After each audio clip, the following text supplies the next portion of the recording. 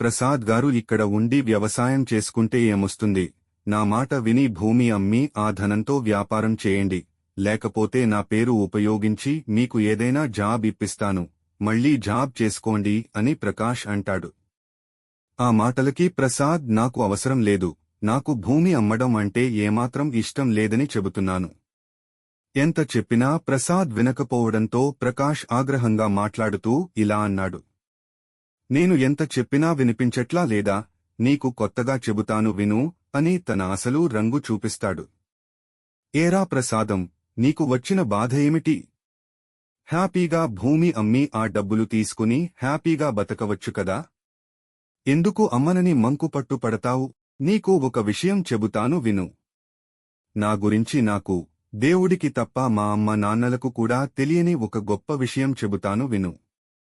ఇది నీ భూమి గురించి కాదు, లోకంలో ఉన్న భూమి అంతా చీల్చేస్తా, నాకు కావాల్సినంత ఇనుము అందులో నుంచి తీసుకుంటాను.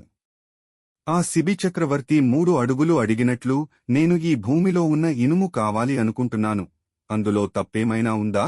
ఈ మాటలు విని ప్రసాద్కి చాలా భయమేసింది. భయపడుతూ ఆ దేవుడు ఉంటాడు, అన్నీ చూసుకుంటాడని అంటారు. దేవుడు ఉంటాడు ప్రసాద్, అది మీలాంటి లేనోళ్లకి, మాలాంటోళ్లకి డబ్బే దేవుడు. అందువల్ల నా మాటలు విని నీ భూమి నాకు అమ్ము, లేకపోతే నేను ఏమి చేయగలనో, ఏం చేస్తానో నీకు తెలియదు అని ప్రకాష్ అంటాడు. ఆ మాటలు విన్న ప్రసాదు, పోలీసులు, చట్టం నీ చుట్టాలు ఏమీ కాదు ప్రకాష్, అవి మాలాంటి సామాన్యులకు న్యాయం చేయడానికి ఉన్నాయి. నేను మా ఊర్లో పెద్ద మనుషులకి అందరికీ చెబుతా, నువ్వు చేసే మోసం గురించి ఎవరినీ భూమి అమ్మవద్దని చెబుతాను. దానికి ప్రకాష్ పెద్దగా నవ్వి, నువ్వు చెబుతున్న పోలీసులు, చట్టం, పెద్ద మనుషులు ఇవన్నీ నా డబ్బుకి అమ్ముడుపోతారు. నీకు నాకు తెలిసిన ఒక సామెత లోకం డబ్బుకు దాసోహం. సరే, ఇదంతా నీకెందుకు చెబుతున్నానంటే నా గురించి ఒక్కరికైనా తెలియాలి, అందుకనే నీకు ఇదంతా చెప్పాను. నా గురించి తెలిసిన తర్వాత నిన్ను బతకనివ్వను, చంపేస్తా. కానీ దానికి ముందు నీకు ఒక ఆఫర్ ఇస్తా.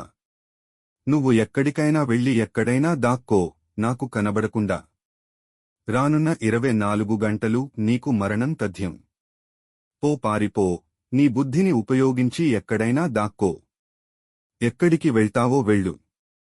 గంభీరంగా నవ్వుతూ, నీ బుద్ధికి నా ఇనుముకి యుద్ధం మొదలైంది. ఆ మాటలు విన్న ప్రసాదు